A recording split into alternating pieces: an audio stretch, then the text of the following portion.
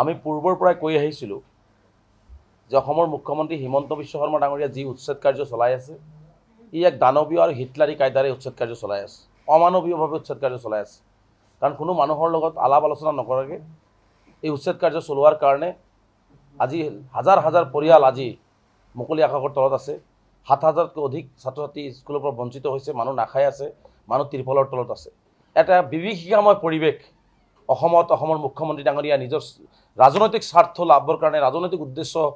সফল হ'বৰ কাৰণে এনেকুৱা কাৰ্যবিলাক কৰি আছে। আৰু যাৰ কাৰণে আজি এটা পেলেষ্টাইন গাজা সদৃশ পৰিৱেশত মানুহ যেনেকৈ জীয়াই আছে তেনেকুৱা এটা পৰিৱেশত সংখ্যালঘুৰা জীয়াই আছে। আজি ৰাতিপুৱা আপোনালোকে সকলোৱে জানে যে গোৱালপাৰা জিলাৰ পাইকানত যি উচ্ছেদ কৰা হৈছিল সেই উচ্ছেদিত মাজত আজি অসম চৰকাৰৰ পুলিচ বাহিনী আৰু বন বিভাগে নিৰ্বিচাৰে গুলীচালনা কৰি এজন মানুহক হত্যা কৰিলে, ৩জন মানুহক আহত কৰিলে। এই গুলীচালনাটো আৰু এই যি হত্যাকাণ্ড সম্পূৰ্ণ শীতল মস্তিষ্কৰে গোৱালপাৰা জিলা প্ৰশাসনে ইচ্ছাকৃতভাৱে এই হত্যাকাণ্ডটো সংঘটিত কৰিছে বুলি আমি স্পষ্ট অভিযোগ আনিছোঁ। কাৰণ এইটো পূৰ্ব পৰিকল্পিতভাৱে গোৱালপাৰাৰ ডিএফঅ এই মানুহখিনিৰ ওপৰত যে নিৰ্মম অত্যাচাৰ চলাব তেওঁৰ এটা প্লেনিং আছিলে। আৰু প্লেনিঙৰ ফলস্বৰূপে আজি চাকৱাৰ হুছেইন নামৰ ব্যক্তিজনক আজি তেওঁলোকে গুলীয়াই হত্যা কৰিলে আৰু 3জনক নিহত কৰিলে। এই কাৰ্যটোক আমি সদৌ অসম সংখ্যালঘু ছাত্ৰীয়ে তীব্ৰভাৱে নিন্দা কৰিছোঁ। এইসকল অসমৰ বাসিন্দা মানুহ, এওঁলোকে উচ্ছেদিত সৰ্বহাৰা ব্যক্তি আৰু এইসকলৰ ওপৰত যি দানৱীয় অত্যাচাৰ চলোৱা হৈছে এইটো কোনো পদ্ধতিতে সহ্য কৰা বিষয় নহয় আৰু এইটো সহ্য কৰা নহ'ব। স্পষ্টভাৱে অসমৰ মুখ্যমন্ত্ৰীক আমি সকীয়াব বিচাৰিছোঁ যে মুখ্যমন্ত্ৰী ডাঙৰীয়াই মানুহক হত্যা কৰিবৰ কাৰণে গোৱালপাৰা জিলা প্ৰশাসনক লগাই দিছে নেকি? যি কথা বাৰ্তাবিলাক আলাপ আলোচনাৰ জৰিয়তে সমস্যাটোৰ সমাধান হ'লহেঁতেন। আজি মই স্পষ্টকৈ আপোনালোকৰ জৰিয়তে অভিযোগ কৰিছোঁ, মুখ্যমন্ত্ৰী ডাঙৰীয়াক জনাব বিচাৰিছোঁ যে যেতিয়া মানুহখিনিক উচ্ছেদ কৰা হ'ল, সকলো সৰ্বস্ব ভাঙি দিয়া হ'ল, মানুহখিনি প্ৰতিবাদ কৰিছিল নেকি? মানুহখিনিতো অন্যায় কৰা নাছিলে, মানুহখিনিতো কাৰো ওপৰত আক্ৰমণ কৰা নাছিলে, মানুহখিনিতো এনেকৈ ওলাই অহা নাছিলে। কিন্তু আজি কি পৰিস্থিতিত কিয় এই মানুহখিনিক হত্যা কৰা হ'ল ইয়াৰ জবাব অসমৰ মুখ্যমন্ত্ৰীয়ে দিব লাগিব। আমি প্ৰথম দিনাৰ পৰাই যেতিয়া গোৱালপাৰাৰ পাইকানত, এইটোতো ফৰেষ্ট নাছিলেই, মই আকৌ কৈছোঁ এইটো ফৰেষ্ট নাছিলেই, কেবিনেটত বৈঠক কৰি কাৰোবাৰ ৰবৰ বাগান, চাহৰ বাগান, তামোল বাগান বচাবৰ কাৰণে হাতী যোৱাৰ মূল কৰিডৰটো বাদ দি সংখ্যালঘুসকলক টাৰ্গেট কৰি ফৰেষ্ট বনাই সংখ্যালঘুসকলক উচ্ছেদ কৰিছে। আৰু প্ৰথম দিনাৰ পৰাই ডিএফঅ তেজেছ ডাঙৰীয়াই মানুহখিনিক এনেকুৱাভাৱে আতংকিত কৰিলে, য'ত নোটিছ তেওঁলোকে কৈ দিলে 10 তাৰিখে উচ্ছেদ কৰা হ'ব। তাৰপিছত কৰি দিয়াৰ পিছত দিনত 6খন-7খনকৈ গাড়ী লৈ ৰাতি 12 বজালৈকে প্ৰত্যেক দিনে 12 তাৰিখে আগলৈকে প্ৰত্যেক দিন তেওঁলোকে তাত মাইকিং কৰি মানুহক আতংকময় এটা পৰিৱেশ সৃষ্টি কৰি দিলে। তেতিয়াও আমি কৈছিলোঁ যে আপোনালোকে মানুহখিনিক আতংক কৰিব নালাগে, আলোচনাৰ জৰিয়তে কথাবিলাক সমস্যাটোৰ সমাধান কৰক। কিন্তু তেওঁ নামানিলে, যাৰ পৰিপ্ৰেক্ষিতত এই মাইকিং কৰাৰ ফলতেই জীয়াই থকাৰ কোনো ৰাস্তা দেখা নাপায়, বাসস্থানৰ সপোন হেৰুৱাই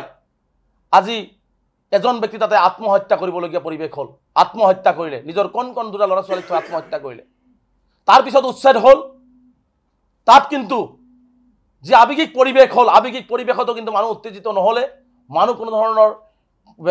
বেয়া কাম নকৰিলে, মানুহে সহযোগহে কৰিলে। তেতিয়া আমি মানুহখিনি যেতিয়া অসহায় হৈ যিসকল প্ৰকৃততে ভূমিহীন, হয়তো কিছুমানে কাৰোবাৰ ঘৰত ভাড়া লৈ থাকিছে, কিছুমানে হয়তো অলপ আঁতৰত গৈ আছে, কিছুমানে যাৰ ক'তো যাবলৈ ঠাই নাই, বাৰে বাৰে সেইকাৰণে আমি মুখ্যমন্ত্ৰীক কৈছিলোঁ যে আপুনি উচ্ছেদ কৰাৰ পূৰ্বে মানুহখিনিক সংস্থাপন দিলে এই সমস্যাবোৰৰ সৃষ্টি নহয়। কিন্তু সেইখিনি নকৰিলে। যিসকল একেবাৰে ক'তো যাবলগীয়া নাই, কাৰণ তেওঁলোকৰ ৰাষ্ট্ৰীয় ঘাইপথটোৰ ওপৰৰ বাহিৰে আৰু ক'তো ৰাস্তা নাই, মানুহটোৰ ৰাষ্ট্ৰীয় ঘাইপথত থাকিব নোৱাৰে। মানুহ যেতিয়া ৰাষ্ট্ৰীয় ঘাইপথত থাকিব নোৱাৰে, তেওঁলোকে সেই উচ্ছেদিত অঞ্চলৰে কিছু নদী কাষৰীয়া অঞ্চলত তেওঁলোকৰ সতি সন্ততি লৈ কিছু সংখ্যক মানুহে তিৰপলৰ তলত বসবাস কৰি আছে। আমি যেতিয়া খবৰ পালোঁ যে ডিএফঅ নিজে গৈ, ৰেঞ্জাৰ নিজে গৈ তাতে তেওঁলোকক ধমকি দিয়া হ'ল, তিৰপল টানি টানি বৰষুণৰ মাজত ফালি দিয়া হ'ল, তেতিয়া আমি জিলা আয়ুক্তগৰাকীক মই নিজে টেলিফোন কৰি অনুৰোধ কৰিলোঁ যে মানুহখিনি যিহেতু উচ্ছেদিত সৰ্বহাৰা তেওঁলোকৰ হয়তো ঘৰৰ কিবা টিন পাত লোহা বা ইটা চিটা কিবা আছে সেইখিনি লৈ গ'লে হয়তো 2-4 টকা তেওঁলোকে পাব গতিকে তেওঁলোকে যেটো নদী কাষৰীয়া অঞ্চলত আছে গতিকে আপুনি নিজে গৈ আলোচনা কৰি সেই মানুহখিনিক এটা সময়সীমাৰ মাজত সেই বস্তুখিনি লৈ ওলাই আহিবৰ কাৰণে এটা আহ্বান আপুনি দিব লাগে আমি ৰাইজক আহ্বান জনাইছোঁ তেওঁ ক'লে হ'ব মই কথা পাতি আছোঁ এইটো বিষয় ডিএফৰ বিষয় আমি আমাৰ জিলা সতীৰ্থসকলৰ লগত ডিএফৰ লগত আমি আলোচনা কৰিলোঁ এডিচিৰ লগত আমি আলোচনা কৰিলোঁ যে আপোনালোকে এনেকুৱা ধৰণে মানুহখিনিক অমানৱীয় অত্যাচাৰ উচ্ছেদৰ পিছত নকৰিব আৰু এনেকুৱা ধৰণে আতংকিত নকৰিব দিনে নিশাই আপোনালোকে আহি এই মানুহখিনিক পৰিৱেশ বিনষ্ট নকৰি আপোনালোকে এই মানুহখিনিক তেওঁলোকৰ বয় বস্তু যদি কিবা আছে লৈ তেওঁলোকক সসন্মানে তেওঁলোকৰ তাৰ পৰা যাবলৈ দিয়া হওক এইখিনি কথাও কিন্তু আমি ডিএফক অৱগত কৰিলোঁ গোৱালপাৰা জিলা প্ৰশাসন অৱগত কৰিলোঁ আমি এইখিনি কথা অৱগত কৰাৰ পিছত আজি কিয় ডিএফ হয় বা পুলিচ বাহিনী আজি মানুহক হত্যা কৰিবলৈ পৰিৱেশ হ'ল কিয় আলোচনাত নগ'ল তেওঁলোকে আৰু আজি যেটো ঘটনা হৈছে যদি সেই মানুহখিনিক তাৰ পৰা আঁতৰাই আনিব লাগে মানুহখিনিক আঁতৰাই আনিবৰ কাৰণে ৰাস্তা খান্দিব লাগে নেকি মানুহক পণবন্দী কৰিব লাগে নেকি এইবিলাক কিবা টেৰৰিষ্ট নেকি যে তেওঁলোকক তাতে পণবন্দী চাৰিওপিনৰ পৰা আমি গাঁত খান্দি দিম তাতে মানুহবিলাকক মানে পণবন্দী কৰি ৰাখিম যিখিনি মানুহ আছে গাঁত খান্দি দিম তাত মৰিবলৈ দিয়া হ'ব নেকি মানুহখিনিক জীয়াই থাকিবলৈ নিদিব এই গাঁত খন্দাৰ পৰিৱৰ্তে তাতে গৈ জিলা প্ৰশাসনক চিভিল প্ৰশাসন হওক পুলিচ প্ৰশাসন হওক ফৰেষ্ট প্ৰশাসন হওক তেওঁলোকৰ লগত আলাপ আলোচনা কৰি তেওঁলোকক তাৰ পৰা উলিয়াই অনাৰ ব্যৱস্থাহে কৰিব লাগিছিল বা বিভিন্ন দল সংগঠনৰ লগত আলাপ আলোচনাও কৰিব লাগিছিল বিভিন্ন বিশেষ ব্যক্তিসকল তাই সেই অঞ্চলৰ ব্যক্তিসকলৰ লগত আলোচনা কৰিব লাগিছিল তেওঁলোকে কি কৰিলে চাৰিওপিনৰ পৰা সেই যিকেইখিনি অৱশিষ্ট যিখিনি মানুহ য'ত ভূমি নাই য'ত তেওঁলোকৰ একো নাই তেওঁলোকে ওলাই আহিবৰ কাৰণে এটা সময় সুযোগ বিচাৰি আছিল পোৱাই থকা নাই সেই মানুহখিনিক তেওঁলোকে চাৰিওপিনৰ পৰা আবদ্ধ কৰিব বিচাৰিলে আৰু সেই মানুহখিনি কিন্তু আজি বহু ভিডিঅ' ফুটেজ ওলাইছে কিন্তু আমি তাৰ পৰা যিটো ভিডিঅ' ফুটেজ আমি পাইছোঁ তাত মানুহখিনিয়ে কিন্তু যেতিয়া গাঁত খান্দি আছিলে সেই সময়ত তেওঁলোকে তাতে গৈ উপস্থিত হৈছিলে চাইছিলে যেতিয়া মানুহ চাবৰ কাৰণে যেতিয়া মানুহ পুলিচ যায় পুলিচ গৈছে মানুহ চাবলৈ আহে কি কৰি আছে তেতিয়া মানুহখিনিক তেওঁলোকে আঁতৰাবৰ কাৰণে তেওঁলোকে লাঠি চাৰ্জ কৰা হ'ল তাত মানুহখিনিক যেতিয়া বেছি হ'ল আঁতৰাবৰ কাৰণে লাঠি চাৰ্জ কৰা হ'ল লাঠি চাৰ্জ কৰাৰ পিছত সমগ্ৰ অঞ্চলৰ মানুহখিনি আগবাঢ়ি আহিল যেতিয়া তেওঁলোকে আগবাঢ়ি অহাৰ ফলত যেতিয়া তাতে এটা হুলস্থুলীয়া পৰিৱেশ হ'ল পুলিচে তেওঁলোকক ফায়াৰিং কৰি